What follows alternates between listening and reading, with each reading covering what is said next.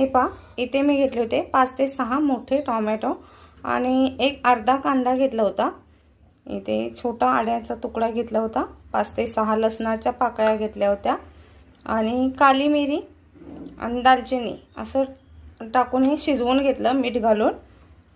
आता हे आपण ना त्यातले काही काली मिरी आणि दालचिनीचे तुकडे मी पूर्ण काढलेले आहेत। काली मिरी फक्त 1-2 ठेवलेले आहेत थोडेशा।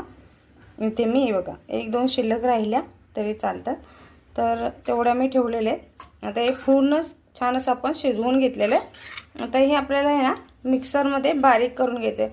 पहिलं पूर्ण आहे ना थंड करून घ्यायचं आणि मग आपल्याला हे मिक्सरमध्ये फिरून घ्यायचं। मग आता हे पूर्ण थंड झालेलं आहे, तर थंड झाल्यानंतर आपल्याला हे आता वाटून घेऊया।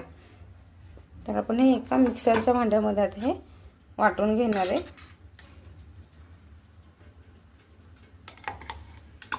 आणि छान असं बारीक करून घ्यायचं आपल्याला। हे इथं आपण मिक्सरमध्ये बारीक वाटून घेतलेलं आहे। पाण्याचा थेंब अजिबात वापरायचा नाही। टोमॅटोला स्वतःचं असं पाणी असतं, त्यामुळे टोमॅटो शिजवतानाही पाणी वापरायचं नाही, फक्त थोडासा मिठाचा वापर करायचा आणि कुठेही पाणी वाटताना पण वापरायचं नाही आणि छान असं बारीक वाटून घ्यायचं। नंतर आपल्याला ते गाळून घ्यायचे छान असं। आपलं किती मस्त असा बाहेरच्या पेक्षाही घरी टोमॅटो सॉस तयार झालेला आहे। आता मी एवढा गच्च, तुम्ही जर व्हिनेगर आधीच वापरलं ना तर एवढा गच्च नाही, थोडासा सैलसर ठेवायचा। थंड झाल्यानंतर ते खूप गच्च होऊन जातं, कारण घट्टसर तयार होतं। तर आपल्याला ह्याच्यामध्ये आता व्हिनेगर वापरायचं आहे। मी कमी बनवले, तर साधारण 1 चमचाभर मी इतकंच ह्याच्यामध्ये व्हिनेगर वापरणार आहे।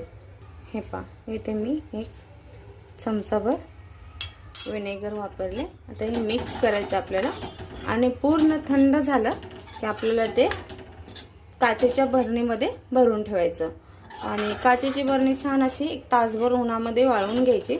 काय होतं, बरणीमध्ये भरतानाही चमच्याला पाणी नसलं पाहिजे आणि बरणी थोडीफारही पाण्याचा थेंब नसला पाहिजे।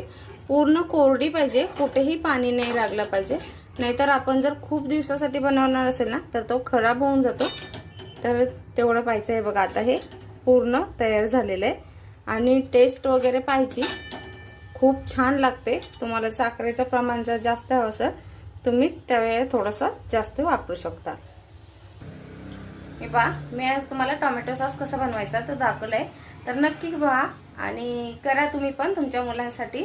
आणि काय करा, व्हिडिओ लाईक करा, शेअर करा, सबस्क्राईब नसेल तर सबस्क्राईब करा, पूर्ण वॉच करा। थँक्यू।